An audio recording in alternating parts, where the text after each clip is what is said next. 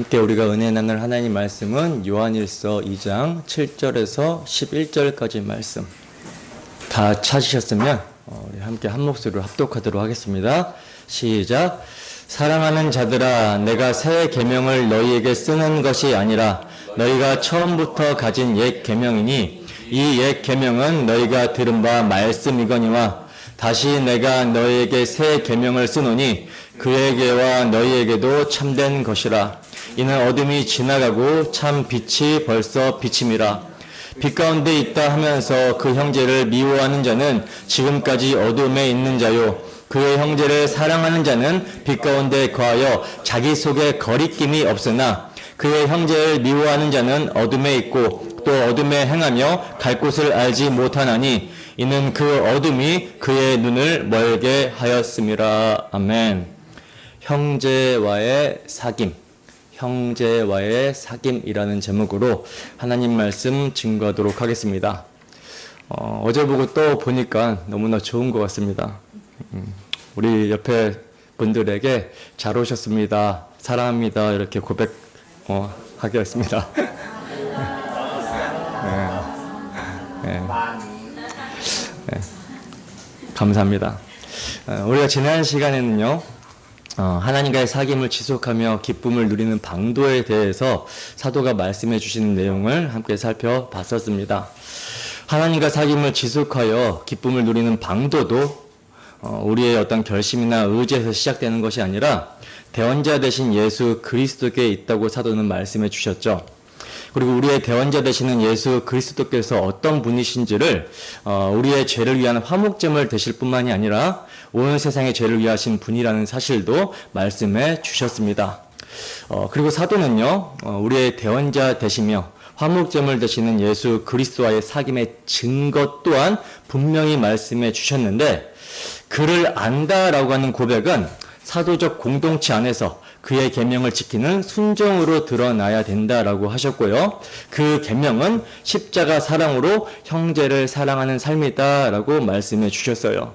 나아가 그리스도 안에 거한다라는 것은 그분처럼, 예수님처럼 복음을 위해 자기 생명을 내어주는 삶으로 드러나야 된다라는 것을 분명히 말씀해 주셨습니다. 그러니까 요점이 뭡니까? 요점은 하나님과의 사귐을 지속하며 기쁨을 누리기 위해서는 우리의 대원자 되시며 화목제물 되시는 예수 그리스도를 알고 그와 사귐이 있어야 되는 것이며, 그분의 사귐은 그분의 계명과 말씀을 지키는 것이다 라는 것이 핵심이었어요.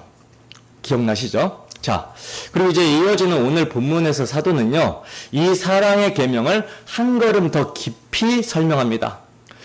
흥미로운 게 있는데 그게 뭐냐면, 지금 사도는 이 계명을 옛 계명이라고 하면서도 동시에 새 계명이라고 부르고 있다라는 점이에요.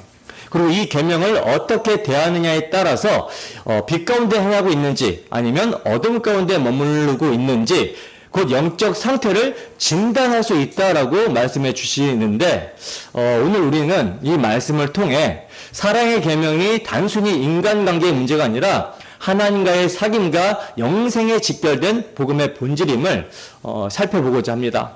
그러면 이제 지혜와 계시의 영, 성령의 조명하심을 구하면서 본문을 자세히 살펴보도록 하겠습니다. 본문 7절 말씀입니다. 네, 함께 읽습니다. 시작. 사랑하는 자들아, 내가 새 계명을 너희에게 쓰는 것이 아니라 너희가 처음부터 가진 옛 계명이니 이 옛 계명은 너희가 들은 바 말씀이거니와. 아멘. 자, 보시면 사도는 사랑하는 자들아 이렇게 부르면서 본문을 시작을 하고 있어요. 이것은 곧 이 공동체가, 교회 공동체가 하나님의 사랑 안에 있는 자들이라는 것이고, 사랑 안에서 서로를 사랑해야 될 자들이라는 정체성을 상기시키는 부름인 것이죠. 다시 말해 이 부름 자체가 오늘 본문이 말하려고 하는 주제, 즉 형제와의 사귐, 형제를 사랑하라고 하는 계명과 긴밀히 연결이 되어 있는 거예요. 자, 그러면 이렇게 사랑하는 자들에게 사도는 뭐라고 말씀을 하시고 있는가? 사도는 사랑하는 자들에게 내가 새 계명을 쓰는 것이 아니다라고 말씀합니다. 이것은 마치 독자들이 새로운 교훈을 기대하고 있는 듯한 분위기 속에서 작가가 의도적으로 긴장감을 유도하며 놀라운 반전을 보여주기 위한 그런 장치처럼 보이죠. 그죠? 그러면서 여러분, 사도가 왜 자신이 새 계명을 쓰는 것이 아니라고 말하면서 시작을 하고 있을까요? 그 이유는 분명합니다. 지금 사도 요한이 전하려고 하는 이 계명은 결코 오늘날 새로 만들어진 가르침이 아니기 때문이라는 거예요. 사도가 전하고자 하는 이 계명은요, 시대가 변하고 문화가 변했다라고 해서 바뀌는 종류의 것이 아니라는 것입니다. 너희가 처음부터 가진 옛 계명이라고 할 때 이 처음부터라고 하는 표현은요, 단순히 시간적 초입을 의미하는 것이 아니에요. 이 말은 복음이 처음 우리 안에 들어왔을 때, 곧 우리가 예수 그리스도를 믿고 구원받은 그 시작을 의미합니다. 좀 더 깊이 들어가자면 창세 전부터 하나님께서 작정하신 언약의 시간을 말하는 거예요. 다시 말해서 이 옛 계명은요, 인간의 윤리의 수준에서 새롭게 등장한 도덕적 명령이 아니라 창세 전부터 하나님께서 자기 백성을 사랑하시기로 작정하시고 그 사랑을 언약 속에 담아주신 계명이고요. 이미 구약의 율법과 선지자들을 통해서 반복해 왔으며 예수 그리스도께서 이 땅에 오심으로 다시금 밝히 드러나게 된 말씀이라는 것입니다. 그래서 사도는요, 이 옛 계명이 너희가 들은 바 말씀이라고 다시 한번 덧붙이고 있는 거예요. 여기서 들은 바라고 하는 이 표현이 지금 부정과거 시대로 기록되어 있거든요. 부정과거 시대. 즉 이미 확정적으로 들은 바이며 변하지 않는 말씀이라는 거예요. 자, 그러면 이들이 들은 바 말씀, 옛 계명이 무엇인지 확인해 봅시다. 신명기 6장 4절에서 6절 말씀입니다. 신명기 6장 4절에서 6절 말씀 함께 했습니다. 시작. 이스라엘아 들으라. 우리 하나님 여호와는 오직 유일한 여호와시니 너는 마음을 다하고 뜻을 다하고 힘을 다하여 내 하나님 여호와를 사랑하라. 오늘 내가 내게 명하는 이 말씀을 너는 마음에 새기고. 아멘. 자, 지금 이 말씀은 쉐마 이스라엘, 들으라 이스라엘이라는 말씀인데 유대인들은 지금까지도 아침 저녁으로 암송하고 있는 굉장히 유명한 구절이에요. 이 말씀 여러분, 율법 전체의 핵심입니다. 율법 전체의 핵심이며 언약 백성의 정체성과 순종의 출발점이에요. 오직 유일하신 여호와 하나님을 마음을 다하고 뜻을 다하고 힘을 다하여 사랑하라고 하십니다. 이것이 사도가 말하고 있는 그들이 들은 바 말씀, 옛 계명이라는 거죠. 또 레위기 19장도 보겠습니다. 레위기 19장 18절 말씀 함께 했습니다. 시작.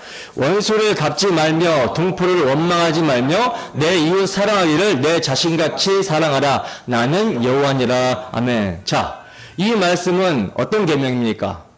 이웃 사랑에 대한 계명이죠.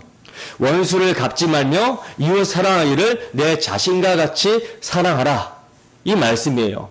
이것이 그들이 들은 바 말씀, 옛 계명이라는 것입니다. 여러분, 이것은요, 단순한 인간 윤리, 세상에서 말하는 도덕 규범이 결코 아니라는 사실이에요.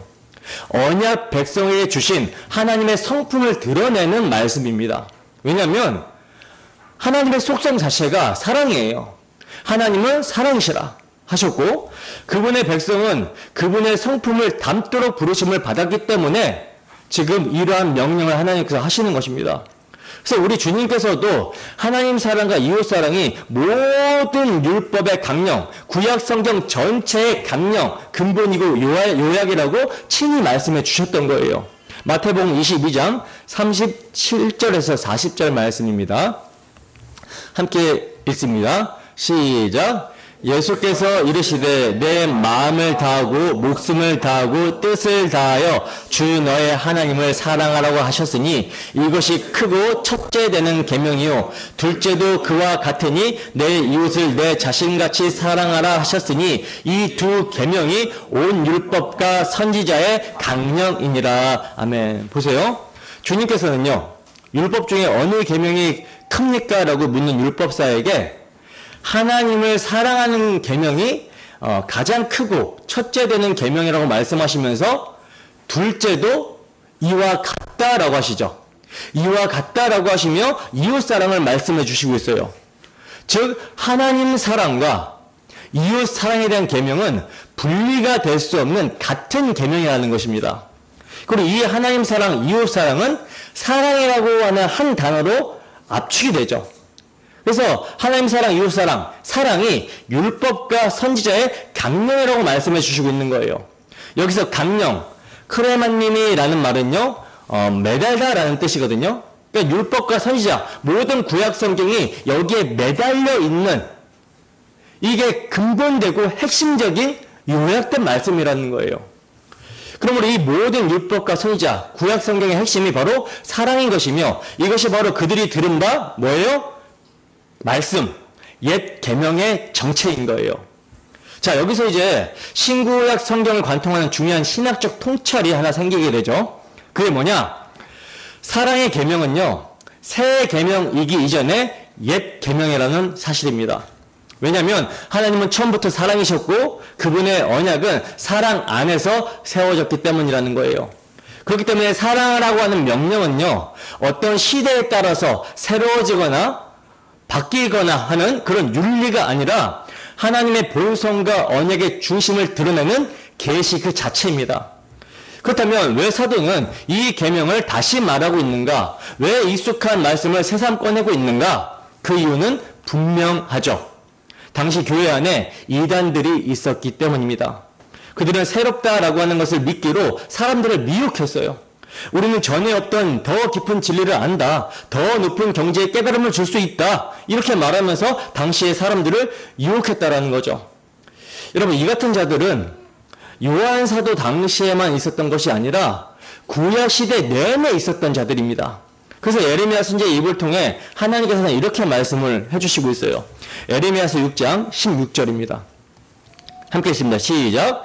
여호와께서 이와 같이 말씀하시되 너희는 길에 서서 보며 옛적 길 곧 선한 길이 어디인지 알아보고 그리로 가라. 너희 심령이 평강을 얻으리라 하나. 아멘. 여러분, 선한 길은요, 언제나 옛적 길입니다.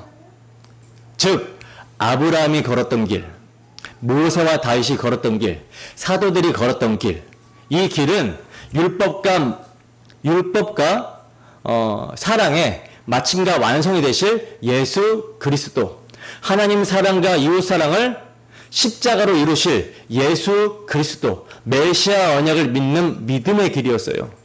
그러니까 구약의 성도들은 그들의 속량한 유월절 어린 양의 피, 그 대속을 기념하며 그 실체로 오실 예수 그리스도를 대망해야 했다라는 것입니다.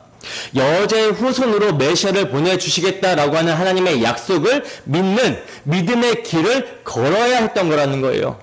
그래서 하나님은요, 구약시대 내내 선지자들을 보내셔서 이 메시아 언약을 잊지 말라고, 유월절 어린 양의 피로 너희를 구속하신 하나님의 은혜를 잊지 말라고, 여기서 벗어나지 말라고, 이 옛길에서 벗어나지 말라고 수차례 경고를 하셨던 겁니다.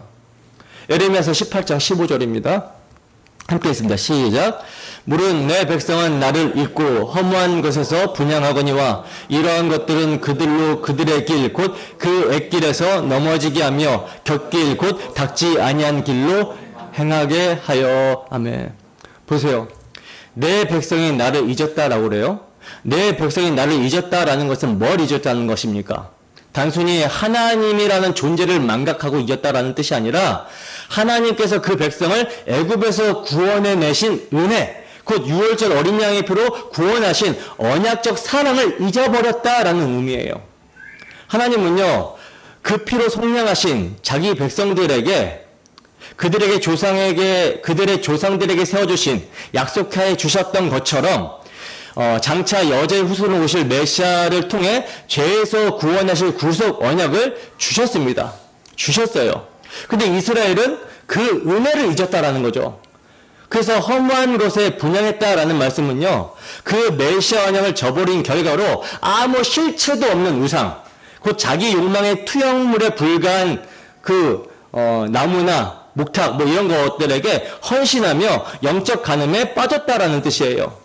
다시 말해서 실체가 없는 우상, 곧 자기 욕망의 투영물에 헌신하며 영적인 간음을 저질렀다라는 뜻이며 생명의 언약을 떠나 헛된 것을 붙잡고 있었다라는 것을 말해주고 있는 겁니다.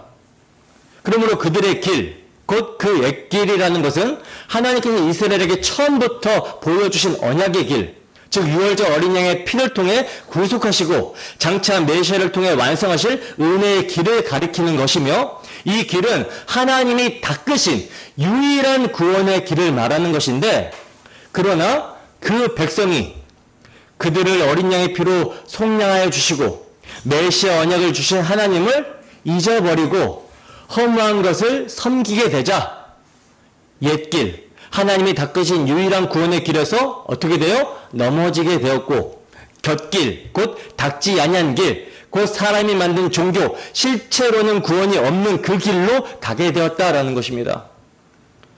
결국 여러분, 어린 양의 피로 구원하여 주신 하나님을 잊어버리면, 그 하나님이 세워주신 언약, 메시아 언약을 잊어버리면 어떻게 되는 거예요? 길을 잃어버리게 되는 거예요. 닦지 않은 길로 가게 되며 하나님의 은혜를 망각하게 되는 것입니다. 이게 사탄의 전략이죠. 계략입니다. 사탄은요, 언제나 하나님의 약속을 믿는 믿음, 우리 주 예수 그리스도의 복음을 믿는 믿음으로 살지 못하게, 그 믿음이 현실이 되지 못하게, 그 믿음이 실제가 되지 못하게 온갖 것으로 유혹합니다. 온갖 것으로. 오늘날 교회 안에는 이런 사탄의 미혹이 이미 깊숙이 침투해 들어와 있어요. 우리의 예배, 말씀, 기도, 심지어 사역의 자리까지도 예수 그리스도의 십자가가 중심이 아닌 다른 것으로 바뀌고 있는 것이 오늘날 현실이라는 것입니다. 사탄은요, 우리 주 예수 그리스도의 십자가를 바라보지 못하게 다른 복음, 다른 길을 제시합니다. 사탄이 그의 하수인으로 삼은 거짓 목사들로 하여금 새로운 영성, 새로운 계시, 새로운 방법을 내세우고 있지만 그 본질은 옛길에서 떠나게 만드는 거예요. 사랑의 계명을 버리고 자기 유익과 세속 성공을 추구하게 만드는 다른 복음이라는 것입니다. 또 사탄은요, 성경을 인본주의적 관점에서 이성으로 난도질하는 자유주의 신학으로 교회 안에 침투해 들어와서 성경을 인간의 말로 전락하게 만들고요, 십자가 신학을 도살장 신학이라고 비웃으면서 예수님을 어떻게 만들어버리냐면 그저 도덕선생, 윤리선생, 우리가 본받아야 될 자로 만들어 놓고 있어요. 그러므로 사탄의 이러한 전략으로 인해서 교회 안의 세상의 풍조와 세상의 철학이 기독교의 옷을 입고 마치 양의 옷을 입은 이리처럼 들어와서는 교회를 병들게 하고 있는 거예요. 그래서 이 옛적 길, 선한 길, 옛 계명이 성도들의 삶에서 천천히 잊혀지고 있는 것입니다. 다른 교훈, 다른 복음으로 인하여 성도들의 사랑이 식어버리게 되고 믿음이 흔들리고 있는 거예요. 그래서 요한 사도는 마치 에베소 교회처럼 처음 사랑을 버려두고 형식만 남은 신앙생활에 빠져있는 자들에게 하나님께서 처음부터 주신 이 사랑의 명령을 다시 회복해야 된다라고 외치고 있는 것입니다. 내가 새 계명을 너희에게 쓰는 것이 아니라 너희가 처음부터 가진 옛 계명, 너희가 들은 바 말씀을 전하고 있는 것이다. 여러분, 이 말은요, 복음은 변하지 않는다라고 하는 선언입니다. 그리스도의 십자가 복음과 그 복음이 맺게 하는 사랑의 열매는 시대를 따라 변하지 않는다라는 거예요. 여러분, 그렇다면 우리는 이 옛 계명을 어떻게 대하고 있습니까? 혹시 우리는 말씀을 안다라고 하면서 삶에서 잊어버린 채 살고 있지는 않습니까? 들었던 말씀을 처음부터 가진 말씀이라고 하면서 지금은 마음 한켠에 접어두고 다른 길을 걷고 있지는 않냐는 거예요. 교회 안에서, 가정 안에서, 우리의 일터와 일상 속에서 우리가 정말 처음부터 들은 계명에 순종하며 살아가고 있습니까? 누누이 말씀을 드리지만 복음은 단순한 지적 정보가 아니라는 사실이에요. 복음은 우리를 새롭게 하는 능력입니다. 새롭게 하는 능력이에요. 날마다 새롭게 하는 능력이에요. 그리고 그 능력은 반드시 사랑이라는 열매로 나타나게 됩니다. 여러분, 하나님 사랑과 형제 사랑은요, 하나예요, 하나. 하나님과의 사귐이 있다라고 하는 증거는 반드시 형제와의 사귐으로 나타나게 됩니다. 이것이 옛 계명의 정신입니다. 우리가 아무리 복음을 안다라고 말로 해봤자, 또 아무리 교리를 정확하게 알고 있어도 형제를 사랑하지 않는다면 우리는 복음을 삶으로 부인하고 있는 게 되는 거예요. 그러므로 우리는 먼저 들은 복음, 처음 받은 사랑으로 돌아가야 됩니다. 오늘도 성령께서는 요한 사도의 말씀을 통해 우리에게 이렇게 분명히 묻고 있는 거예요. 내가 처음부터 받은 옛 계명 지금도 붙들고 있느냐? 내가 형제를 사랑하는 그 길에 여전히 서 있느냐? 여러분, 만약 그렇지 않다면 지금이 바로 돌아올 때입니다. 다른 새로움, 다른 방법, 다른 길을 찾을 것이 아니라 복음으로 안 되네? 이거 소용이 없네? 이것이 아니라 복음이 복음될 수 있도록, 복음이 능력으로 내 안에 역사할 수 있도록 처음부터 주신 그 말씀, 그 사랑의 계명 위에 다시 서서 하나님의 은혜를 간구해야 되는 거예요. 거기서만 참된 평안이 있고요. 거기서만 참된 빛이 비춰지게 되는 것입니다. 자, 이제 사도는 곧바로 이 사랑의 계명이 왜 새 계명이라고 불릴 수 있는지를 이어서 설명해 주십니다. 겉보기에는 오래된 말씀 같지만 그 안에 담긴 생명력과 계시의 실체가 완전히 새롭게 나타났기 때문이라는 것을 이제 말씀해 주시고 있는데, 본문 8절입니다. 함께 읽습니다. 시작. 다시 내가 너희에게 새 계명을 쓰노니 그에게와 너희에게도 참된 것이다. 이는 어둠이 지나가고 참빛이 벌써 비침이니라. 아멘. 보세요. 사도는요, 앞서 7절에서는 사랑의 계명을 처음부터 가진 옛 계명이라고 말하며 복음은 결코 새롭게 덧붙여진 가르침이 아니라고 하셨어요. 그죠? 근데 이제 8절에서는 그와 같은 계명을 다시 새 계명이라고 선언합니다. 어떻게 된 것입니까? 분명히 방금 전까지는 옛 계명이라고 하셨던 그 계명을 왜 지금은 새 계명이라고 부르고 있는 것일까요? 여러분, 이 모순처럼 보이는 표현 안에는요, 복음의 심오한 진리가 담겨 있는 거예요. 자, 사도는 다시 내가 너희에게 새 계명을 쓰노니 라고 합니다. 여기서 다시라고 번역이 된 헬라어 팔린이라는 단어는 단순한 반복을 의미하는 말이 아니에요. 사도는 지금 어떤 새로운 계명을 지금 이 순간 새롭게 발명하고 있다라는 의미가 아니라 지금까지 말해온 동일한 계명을 다른 관점에서 더 깊은 의미로 다시 조명하고 있다라는 것을 말하고 있는 겁니다. 그럼 그 계명이 왜 새 계명인가? 그것은 바로 예수 그리스도께서 이 옛 계명을, 그들이 드린 말씀을 십자가에서 완전히 성취하셨기 때문이라는 거예요. 여러분, 구약에서 이미 내 이웃을 내 몸같이 사랑하라고 하는 계명이 있어요. 그 계명이 주어졌습니다. 근데 이러한 계명이 주어졌지만 이 계명을 참으로 지킬 수 있는 자가 있었습니까? 인간은요, 자기 몸조차도 바르게 사랑하지 못합니다. 그래서 몸에 안 좋은 것들도 자기 입에 맛있으면 막 먹어버리잖아요. 자기 몸조차도 바르게 사랑하지 못해요. 그렇기 때문에 이 계명을 온전히 지키는 자는요, 성경의 증거에 의하면 한 사람도 없어요. 의인은 없나니 하나도 없다. 다 치우쳐서 무익하게 되고 선을 행하는 자 없나니 하나도 없다. 그러므로 이 계명은 인간에게 짐이 되어 버렸고요. 마침내 바리새인들은 그 계명을 마음의 법이 아닌 율법의 형식, 율법의 조문주의로 전락시켜 버렸어요. 그러나 우리 주님께서는요, 그 율법의 형식 안에 담긴 사랑의 실체를 친히 드러내셨습니다. 요한복음 13장 34절의 말씀입니다. 함께 했습니다. 시작. 새 계명을 너희에게 주노니 서로 사랑하라. 내가 너희를 사랑한 것 같이 너희도 서로 사랑하라. 아멘. 보시면 주님은요, 새 계명을 주시면서 내가 너희를 사랑한 것 같이 라고 그러죠. 내가 너희를 사랑한 것 같이. 여러분, 바로 이게 새 계명입니다. 내가 너희를 사랑한 것 같이. 이게 새 계명이라는 거예요. 율법의 요구가 아니라 복음의 실현이라는 거죠. 십자가에서 자기 생명을 버리심으로 율법의 요구, 공의를 만족시키시며 사랑을 완성하신 그 사랑이, 예수 그리스도의 십자가 사랑이 계명의 본질, 본체이시며 이제는 명령 이전에 이미 이루어진 사실이라는 거예요. 그래서 우리 주님께서는 당신이 이루신 십자가 사랑, 새 계명을 주시면서 내가 너희를 사랑한 이 사랑으로 서로 사랑하라고 하시는 겁니다.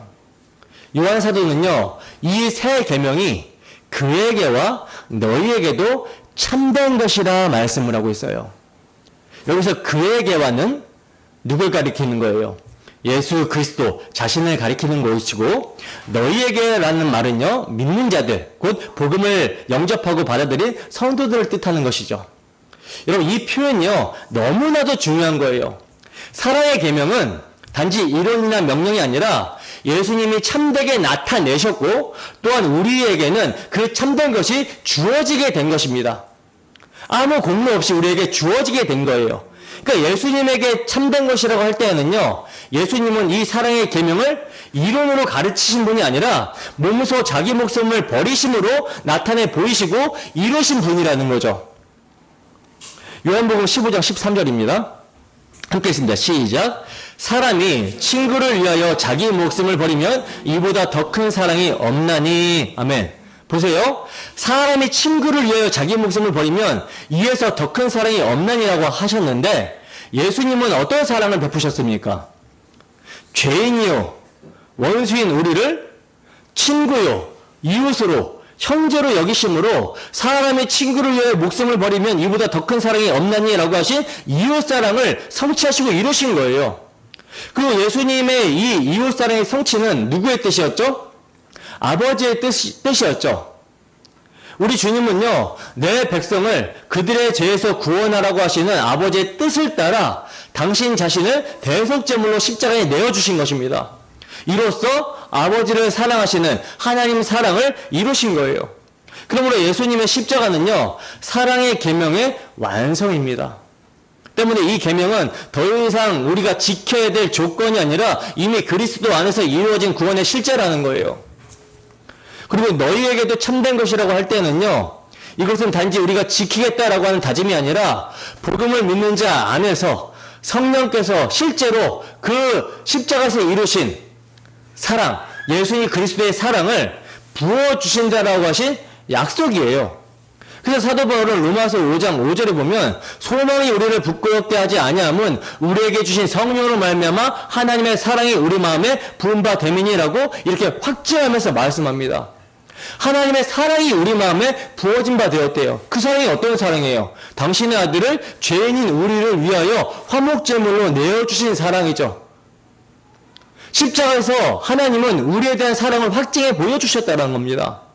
그리고 그 사랑을 우리에게 부어주셨다고 해요. 성령으로 말미암아. 그러므로 여러분, 사랑의 계명은 지켜야 될 과제가 아니라 이미 성령 안에서 주어진 능력이라는 거죠.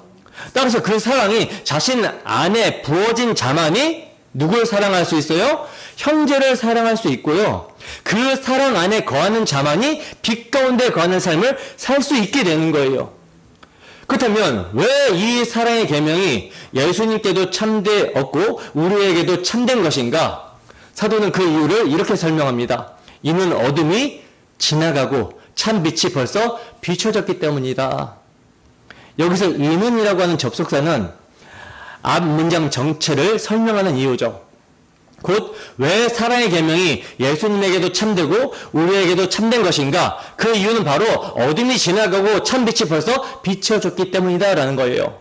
여기서 어둠이 지나갔다라는 말은요, 단순히 밤이 지나가고 아침이 왔다라는 말이 아니겠죠. 그죠?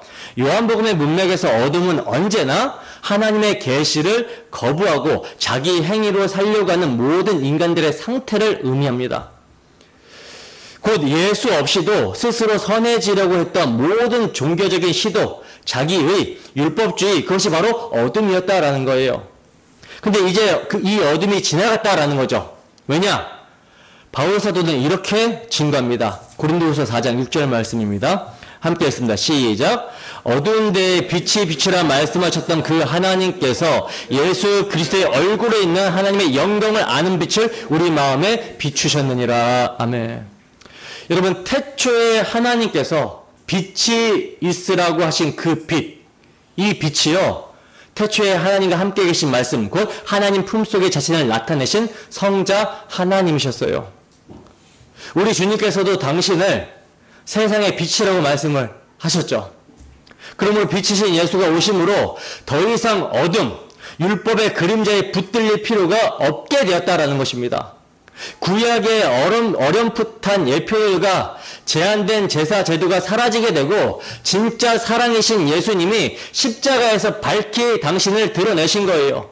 그림자와 모형과 예표와 상징이 가리키던 실체 예수 그리스도로 이 모든 계명들이 율법들이 개혁이 되게 된 것입니다. 새롭게. 그러므로 사랑하는 여러분, 이제 우리는 사랑의 계명을 두려워할 필요가 없다는 거예요. 우리는 시내산에서 율법을 받은 이스라엘 백성들처럼 무섭고 두려운 마음으로 계명을 지키게 되는 자들이 아니라, 또한 우리가 이것을 지킬 수 없어서 정죄받을 계명이 아니라, 이제 우리에게 있어서 사랑의 계명은요, 이미 그리스도 안에서 완성이 되어 우리 안에 부어진 사랑의 법으로 사랑 한 자로 여겨지는 그리스도 예수 안에서 그의 피 흘리심의 그 속죄 안에서 이미 사랑한 자로 여겨지는 은혜의 계명으로 우리에게 주어졌기 때문에 이제 그냥 받은 은혜대로 받은 사랑으로 은혜 가운데 그냥 행하고 사랑하면 되는 거예요. 우리가 이제 이 계명을 믿음으로 그냥 누리면서 살아가면 되는 것입니다. 기쁘고 즐겁게. 그러면서 여러분, 오늘날 교회 안에 얼마나 많은 사람들이 이 사랑의 계명을 옛 계명으로만 알고 있습니까? 무슨 말이냐면 사랑하라고 하는 말은 너무나도 잘 알아요. 알고 있어요. 그래서 대부분의 설교가 어떻게 구체적으로 사랑해야 되는지 윤리적이고 도덕적인 교훈으로 말하고 있기 때문에 사랑에 대해서는 알고 있어요. 근데 문제는 뭐냐면 이 계명을 복음 안에서 성취된 계명으로 믿지를 않고 여전히 조문으로만, 외적인 율법 명령으로만 내가 지켜야 될 윤리 과제적으로만 알고 있다는 거죠. 하나님 사랑, 이웃 사랑 맞습니다. 맞아요. 구약에서도 그렇게 말하고 있잖아요. 그죠? 살인하지 말라, 간음하지 말라, 도둑질하지 말라, 거짓말하지 말라, 탐내지 말라. 하지 말라는 거 안 해야 되죠. 하면 안 되는 것이죠. 근데 여러분, 이 계명이요, 처음부터 우리 안에 이루어질 수 없는 계명이었다니까요. 모든 인간들이 부패함과 더러움 가운데 있어요. 만물보다 심히 부패한 게 인간의 마음이라고 성경은 증거합니다. 그래서 모든 부패함과 더러움은요, 죄인의 마음에서 나와요. 근데 그런 마음으로 내가 사랑해 보겠다라고 하면서 계명 하나하나를 지켜봤자 이게 뭐 하는 거예요? 외식하는 겁니다. 죄 짓는 거예요. 그래서 하나님은 그 사랑을 그리스도 안에서 성취하시겠다라고 약속해 주셨고 십자가에서 때같은 경륜 가운데 자기 아들을 내어주심으로 그 사랑을 완전히 이루신 거예요. 근데 교회 안에 많은 이들이 아직도 그 사랑을 지켜야 될 명령으로만 붙잡고 마음에는 사랑이 없음에도 형제를 미워하고 용서하지 못하고 섭섭한 마음을 가지고 있으면서도 외식하면서 자기 열심으로 노력하고 있다라는 거죠. 그리고 자기 노력의 성과를 스스로 만족하고 있다라는 것입니다. 주일에 예배하고 봉사하면 자기 할 일을 다 한 줄로 알고 괜찮은 신앙생활을 하는 줄로 알고 있어요. 천만의 말씀입니다.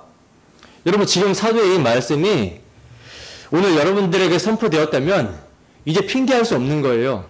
왜냐? 참 빛이 벌써 비춰졌기 때문이며 빛이 비추어졌으면 어둠은 지나가야 되기 때문입니다. 예수님의 십자가 사랑이 여러분 안에 이미 비춰졌고요. 성령께서 그 사랑을 부어주셨습니다. 그러므로 이제는 예수님의 사랑 안에 거할 것인가 아니면 스스로를 어둠 가운데 묶어둘 것인가, 이 문제예요. 이 문제입니다. 빛이 비추어졌고 어둠이 지나갔는데 여전히 스스로를 어둠에 가둔 상태로 묶어둔다면 얼마나 비참하고 어리석은 모습입니까? 그래서 지금도 내 안에 계신 예수 그리스도께서는 말씀해 주시고 있는 거예요. 내가 너희를 사랑했다. 십자가에서 몸 찢기고 피 흘려 나의 살과 피를 주어 사랑했다. 그러니 너희는 서로 사랑하라. 여러분, 이 말씀이 단순한 윤리적 명령이 아니라 지금도 성령으로 내 안에서 역사하고 계신 복음의 능력임을 믿으시기 바랍니다. 사랑은 의지이지만 육체의 속에서 발현된 의지로는요, 그 육체에서 발현된 결심으로는요, 되어지는 것이 아니에요.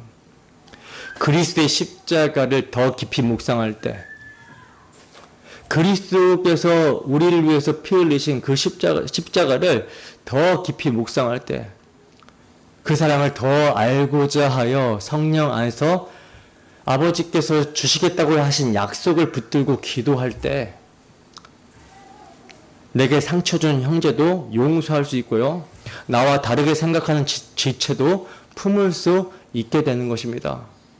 그래서 여러분, 우리 안에 사랑이 없으면 사랑해봐야 되겠다라고 의지적 결단을 가지고 행위를 먼저 할 것이 아니라 뭘 알아야 돼요? 먼저 우리를 사랑하신 하나님의 사랑, 자기 아들 화목제물을 내어주신 그 사랑을 먼저 알아야 돼요. 그 사랑을 알지 않고 하게 되면 결국은 낙심하고 낭망하게 되고요, 결국은 자기께 자기가 빠지게 되는 것처럼 스스로 넘어지게 됩니다. 자, 그리고 바로 이것이 어둠이 아닌 빛 가운데 행하는 삶의 열매가 되는 거예요. 그리스도의 십자가 사랑을 묵상하고 하나님께서 우리에게 먼저 베푸신 사랑을 기억하고 행할 때, 그것은 자기 자랑과 자기 의가 아닌 정말 하나님께서 맺으시는, 빛 가운데서 맺으시는 삶의 열매가 된다라는 거죠. 자, 이제 사도는 이 사랑의 계명을 실제 삶에서 드러내는 방식으로 나아가고 있습니다. 이제부터는 단지 선언이 아니라 거짓 확신 가운데 사랑하지 않는 자의 실제를 아직 어둠 가운데 있는 것으로 사도는 고발하고 있어요. 본문 9절입니다. 함께 읽습니다. 시작. 빛 가운데 있다 하면서 그 형제를 미워하는 자는 지금까지 어둠에 있는 자요. 아멘. 보세요. 이제 사도는 복음의 실제가 우리의 삶에 어떻게 드러나게 되는지를 보다 직접적으로 드러내고 있어요. 이 말씀은요, 명백한 검증이 되는 말씀입니다. 여러분, 사도는 누가 참으로 빛 가운데 있는 사람이라고 합니까? 빛 가운데 있다라고 하며 형제를 미워하는 자라고 그러죠. 빛 가운데 있지 않는 사람이라고 합니까? 이게 제가 질문을 잘못했네요. 여러분, 사도는 누가 참으로 빛 가운데 있지 않는 사람이라고 합니까? 빛 가운데 있다면 형제를 미워하는 자다라고 그러죠. 이런 사람은요, 지금까지 어두운 가운데 있는 자라는 거예요. 자, 여기서 먼저 빛 가운데 있다라고 하면서도 라는 말은요, 말로는 자신이 빛 가운데 있다라고 고백하는 자들을 말하는 거예요. 나는 빛 가운데 있다, 예수 믿는다. 그러니까 입술로는 고백을 하고 있는 사람이라는 거죠. 나는 하나님을 사랑한다, 나는 구원받았습니다, 나는 말씀 안에서 삽니다 라고 이렇게 말은 한다라는 것입니다. 자, 그런데 사도는 그것이 실제가 아니라 고백에 불과할 수 있다라고 하는 거예요. 다시 말해서 그 고백이 언제나 참된 실제를 반영하는 것이 아닐 수 있다라고 경고하고 있는 것입니다. 자, 그러면 이 고백이 진짜인지 가짜인지를 어떻게 알 수 있는가? 사도는요, 이것을 그가 형제를 미워하는가 아닌가로 알 수 있다라고 말씀해 주시고 있어요. 여러분, 여기서 말하는 형제는 단지 인간적인 공동체의 관계, 즉 성격이 맞거나 취미가 비슷해서 잘 어울리는 인간적 유대감을 뜻하는 것이 아니에요. 성경이 말하는 형제란 예수 그리스도의 피로 함께 구속함을 받은 자들을 말하는 겁니다. 하나님의 자기 피로 사신 자들, 즉 십자가의 대속의 피로 새 생명을 얻은 자들이며 하나님의 양자로 편입된 자들을 말하는 거예요. 다시 말해 오늘 우리에게 적용하면요, 이 형제는 바로 십자가 군기, 깃발을 든 디아스포라라는 이름의 진영, 지교의 소속으로 묶어주신 한 공동체가 되게 하신 여러분 옆에 함께 예배드리고 있는 성도들이고요, 함께 기도하고 함께 성찬에 참여하는 여러분 곁에 있는 교회 지체들을 말하는 겁니다. 자, 근데 사도는 충격적인 선언을 합니다. 그 형제를 미워하면서도 자기는 빛 가운데 있다라고 말하는 자가 있다는 거예요. 하지만 사도는 굉장히 단호하게 말하고 있죠. 그가 그렇게 말한다고 해도 그는 지금 어둠 가운데 있는 자다. 여러분, 이 말씀을 절대 가볍게 듣지 마세요. 이건요, 단지 감정적으로 싫어한다라는 정도의 문제가 아닙니다. 여기서 미워한다라고 하는 헬라어 미세오라는 말은요, 단순한 증오만을 의미하지 않아요. 형제를 무시하는 태도, 무관심한 태도, 거부하는 태도, 심지어는 영적으로 판단하며 은근히 경멸하는 마음까지 갖는 거, 이 모든 것을 포함한 폭넓은 개념이에요. 예를 들면 공동체 안에서 늦게 오고 자주 빠지고 인사도 잘 안 하고 말씀을 들어도 변화가 없는 것처럼 보이는 성도가 있을 수 있죠. 그죠? 분명히 이런 모습은 어떤 모습이에요? 잘못된 모습이에요. 예배는 하나님을 만나는 시간이고 지체들과의 인사는 그리스도 안에서 한 몸 된 저들을 향한 존중의 표현이잖아요. 태도는 마음에서 나오는 것이기 때문에 이런 행동은 하나님을 경외함 없는 마음에서 비롯된 것이고 또한 그리스도의 피로 갑주고 사신 지체를 무시하는 심각한 태도일 수가 있습니다. 그러나 여러분, 이런 사람을 볼 때 우리 마음속에 먼저 일어나야 될 감정은 정죄가 아니라 긍휼이어야 된다는 거예요. 왜냐하면 주님이 우리를 그렇게 대하셨기 때문이라는 거죠. 주님은 우리가 연약하고 무지하고 반항할 때도 참으시고 기다리시며 긍휼을 베푸셨습니다. 근데 이런 마음이 아니라 속으로 욕하면서 무시와 멸시하는 태도로 도대체 쟤는 왜 저러는 거야? 저 구원 못 받을 인간이네? 라고 한다면 이것은 형제를 미워하는 모습이라는 거예요. 또 교회 소그룹 안에서 유난히 말이 많고 질문과 상관없는 말로 분위기를 끊는 사람들이 있을 수가 있죠. 이런 사람을 볼 때 이해하고 용납하여 정중한 자세로 고쳐주기보다는 저 인간 또 시작이네. 제발 좀 조용히 했으면 좋겠다라는 그런 생각을 하거나 또 청년부에서는 겉모습이 촌스럽다고 혹은 말투가 어색하다고 은근히 거리를 두는 경우가 있죠. 또 사소한 갈등이 생겼다고 단체 톡방을 나가버리거나 안 나오는 사람이 있을 수 있고 자격지심에 스스로 상처를 받고 공동체를 멀리하는 경우도 있어요. 그리고 자신이 그렇게 나가놓고 아무도 먼저 연락하지 않았다고 소외되었다라고 생각하는 사람도 있어요. 뭐 수도 없이 예를 들자면 많습니다. 지금 제가 말한 일련의 이러한 생각과 태도들이 뭐냐? 바로 형제를 미워하는 거라는 거예요. 단지 고함만 치고 싸우는 것만이 미움이 아니라 무시하고 무관심하며 선을 긋고 배척하며 마음속으로 판단하고 정죄하는 등 주님은 이 모든 것을 어둠이라고 말씀하십니다. 왜냐? 그것은 그리스도의 피로 한 형제가 되었다라고 하는 복음의 진리를 부정하는 행동이기 때문이에요. 여러분, 사도가 왜 이런 말씀을 하고 있는 것입니까? 이유는 분명합니다. 하나님과의 참된 사귐은 반드시 형제와의 사귐으로 나타내지기 때문이라는 거예요. 다시 말해 하나님을 사랑한다라고 하는 자는요, 하나님과 사귐이 있다라고 하는 자는요, 반드시 교회의 형제를 사랑하고 그 지체와 사귐을 갖게 되어 있습니다.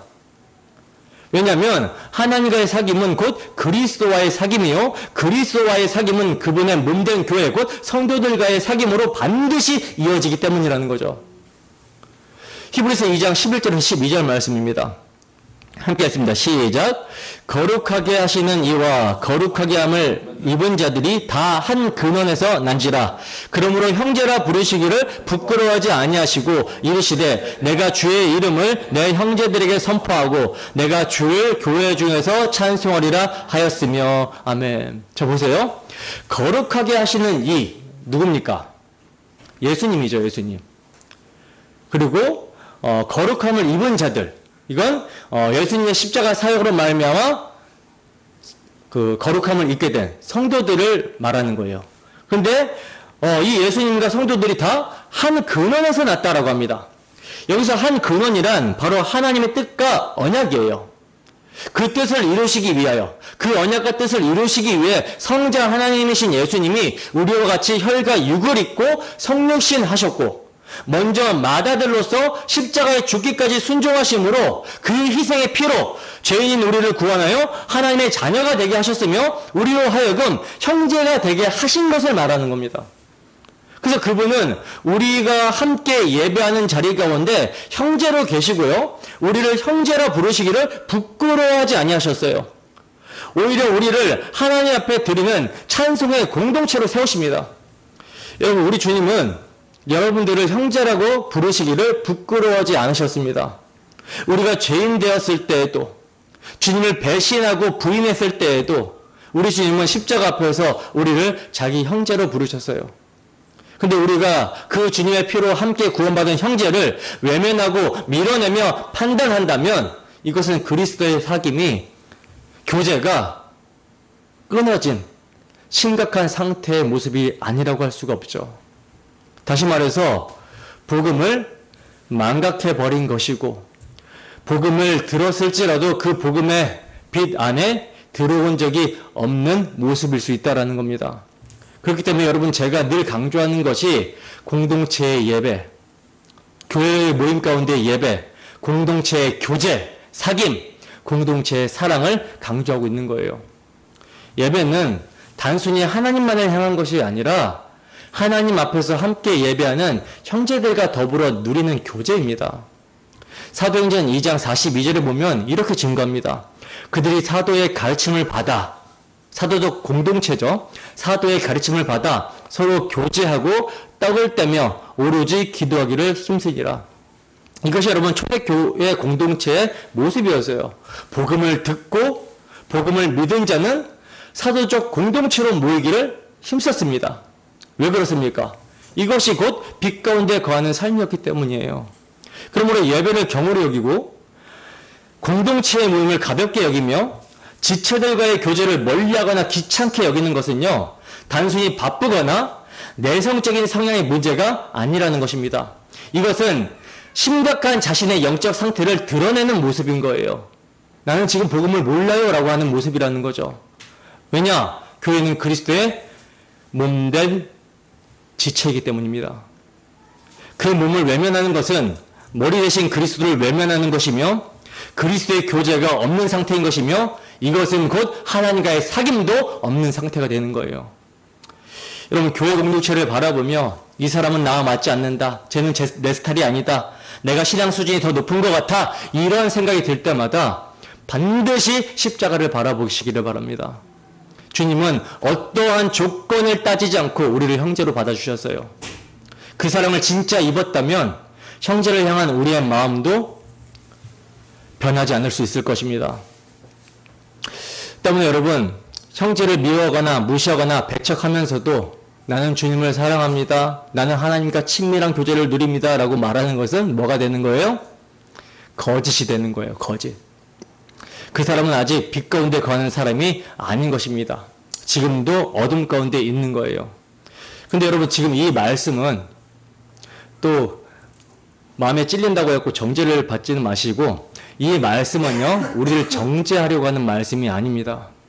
그럼 어떤 말씀이냐? 오히려 빛 가운데로 나오라는 부르심의 말씀이에요.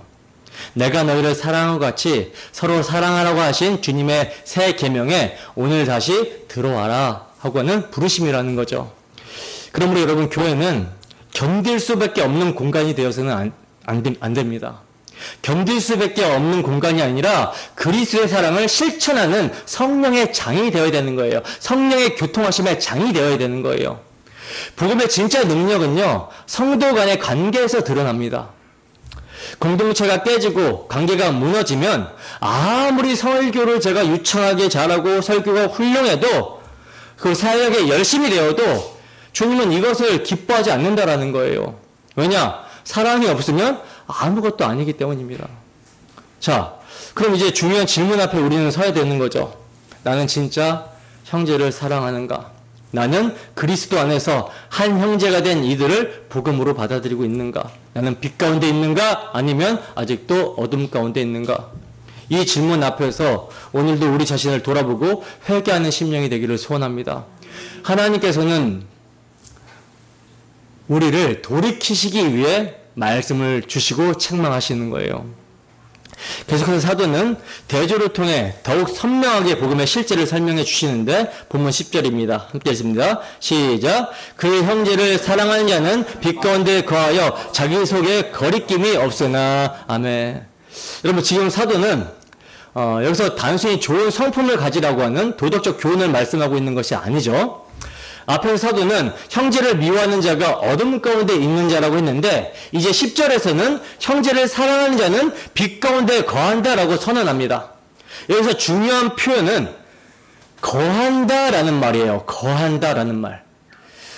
이 거한다라는 말, 헬라어로 메네이라는 말은요, 거주한다라는 뜻입니다. 거주한다. 그러니까 계속 그 안에 머물러 있는 상태, 복음의 빛 안에 머무는 상태를 말하고 있는 거예요. 자, 그러면 빛 가운데 머무는 자, 형제를 사랑하는 자는 어떤 자입니까? 그 마음에 예수 그리스도의 십자가 사랑이 부어진 자를 말하는 거죠. 자기 의지로 사랑을 실천하려고 하는 도덕적 열심이 아니라 성령께서 그 심령을 주장하셔서 십자가 사랑을 체험한 사람을 말하는 거예요. 그래서 형제를 대할 때 판단하고 정죄하는 자가 아니라 긍휼과 용납으로 품고 그를 세워주려고 하는 사람을 말하는 것입니다. 이런 사람은요, 자기 속에 거리낌이 없다라고 사도는 말씀해 주고 있어요. 자기 속에 거리낌이 없으나, 이 말은 단지 양심에 거리낌이 없다라는 말이 아니라 여기서 거리낌, 스칸달론이라는 말은요, 다른 이로 하여금 걸려 넘어지게 만드는 장애물, 곧 걸림돌을 의미합니다.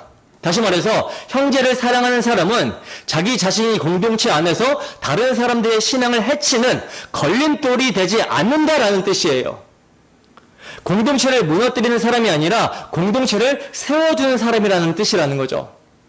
자, 여기서 주목해야 될 것은 빛 가운데 있는 사람은 단지 자기만 밝게 사는 사람이 아니라 함께 있는 사람들까지 환하게 비춰주는 사람이라는 점입니다.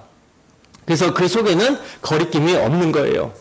빛 가운데 거하며 머무는 자는 걸림이 없고 방해가 없습니다. 여러분, 예수 그리스도의 십자가 사랑은요, 항상 공동체를 회복시키고 살리며 일으킨다라는 것을 잊지 마시기 바랍니다. 여러분, 사랑은 덫이 되지 않습니다. 사랑은 걸림돌을 제거하고요, 사랑은 허다한 허물을 덮어줘요.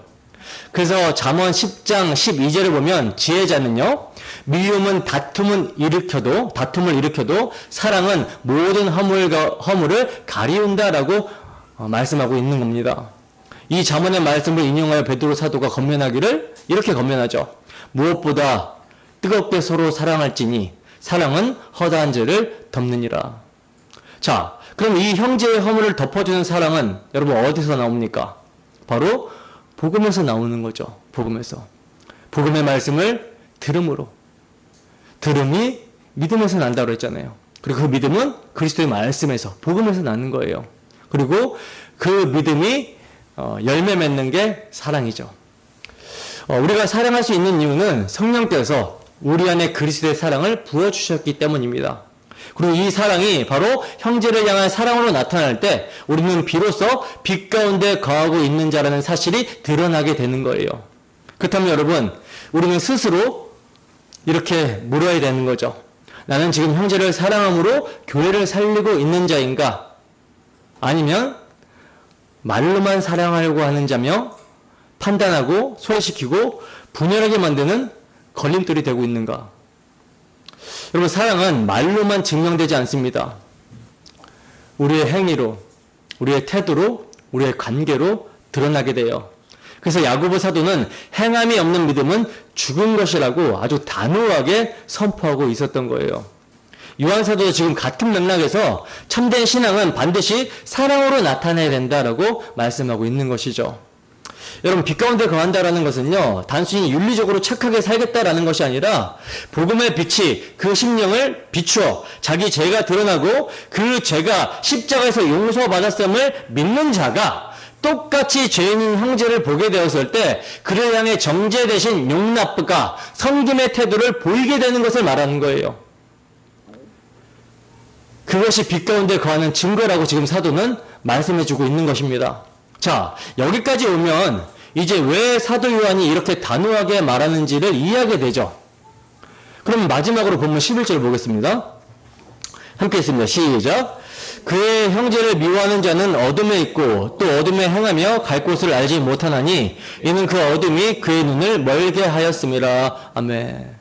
자, 이제 사도는요, 이 마지막 절에서 사랑하지 않는 삶, 곧 형제를 미워하는 삶이 어떤 영적 상태인지를 더 피할 수 없는 언어로 단언합니다. 앞서 9절에서는 빛 가운데 있다 하며 그 형제를 미워하는 자는 지금까지 어둠 가운데 있는 자라고 했죠. 근데 오늘 본문 마지막 11절에서 사도는 그 미움의 결과가 얼마나 무서운 영적 상태를 초래하는지를 선명하게 보여주고 있는 거예요. 그러면 그 형제를 미워하는 자의 상태는 어떤 상태인가? 첫째로 어둠에 있고 라고 그러죠. 어둠에 있고.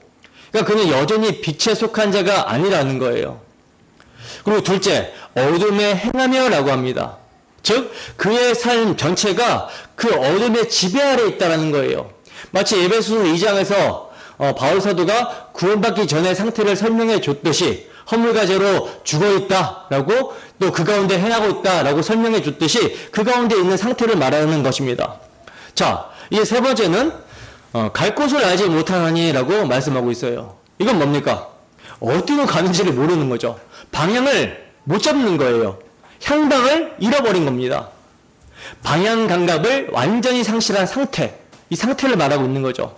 그럼 왜 이렇게 되었습니까? 사도는 그 어둠이 그의 눈을 멀게 하였다라고 말씀합니다. 어둠이 그의 눈을 멀게 하였다. 이것이 바로 미움의 영적 실체예요. 영적인 실명인 거죠.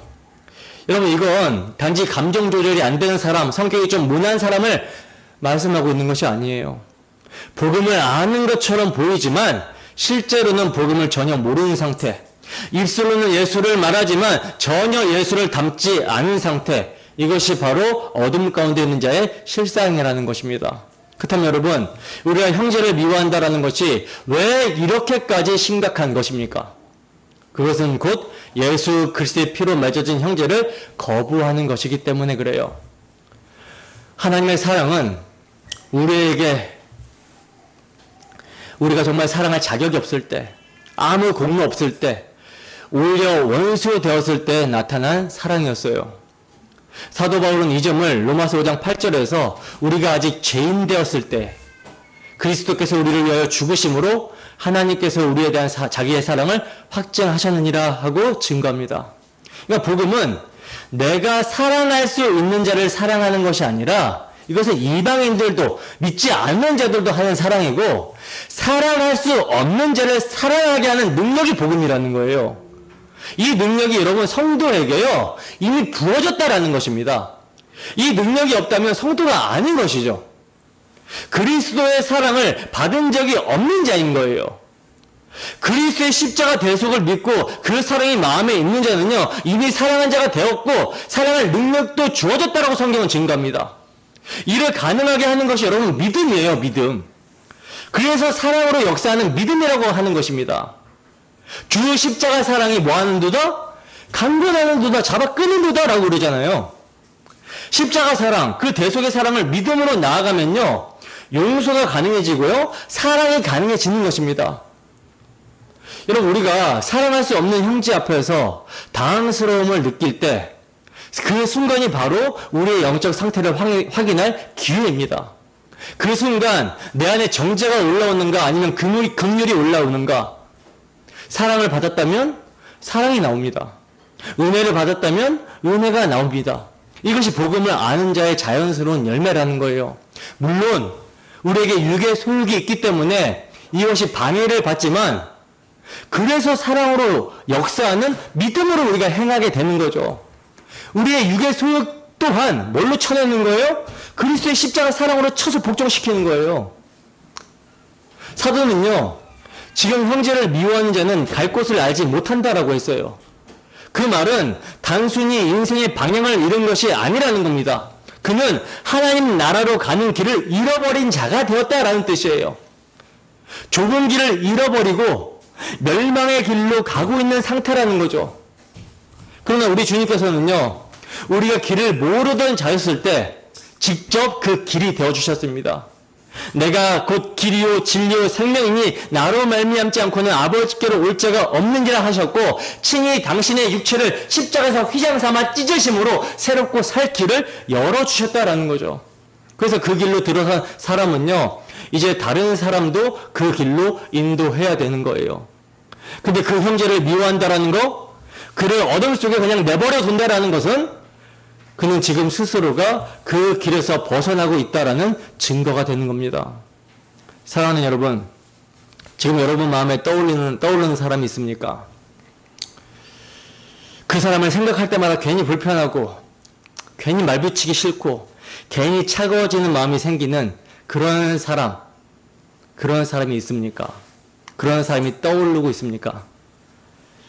그 마음 그대로 방치하면 안 됩니다. 그 마음 그대로 방치하지 마세요. 그것은 단순한 감정이 아니라 여러분을 어둠으로 끌어들이는 사탄의 전략입니다. 그러니 말씀의 빛이 비춰질 때, 그 심령의 말씀이 조명될 때 돌이켜 회개해야 되는 거예요. 그리스도 안에 있는 자는요, 성령께서 말씀의 빛을, 복음의 빛을 이 시간도 비춰주시고 계시기 때문에 회개하게 되며 반드시 자신에게 주어진 십자가 사랑을 나타내게 하십니다. 왜냐? 우리 주님이 우리를 위해 흘리신 피는 영원한 속죄의 피며 그는 세상 끝날까지 우리를 사랑하시며 놓지 않기 때문이라는 거죠. 그러므로 여러분, 형제를 사랑하는 것은요, 구원의 조건이 아니라 구원받은 자의 실제요 증거입니다. 사랑은 명령이기 이전에 성령이 역사하시는 은혜의 결과라는 거예요. 요한사도는 4장에서 우리가 서로 사랑함으로써 하나님께 속한 줄을 알게 하리니 하나님은 사랑이시라 이렇게 증거합니다. 그러므로 이제 여러분 안에 계신 성령님께서 그 사랑을 진짜로 구체적으로 실제적으로 나타내 주게 해주시기를 참으로 간절히 소원합니다.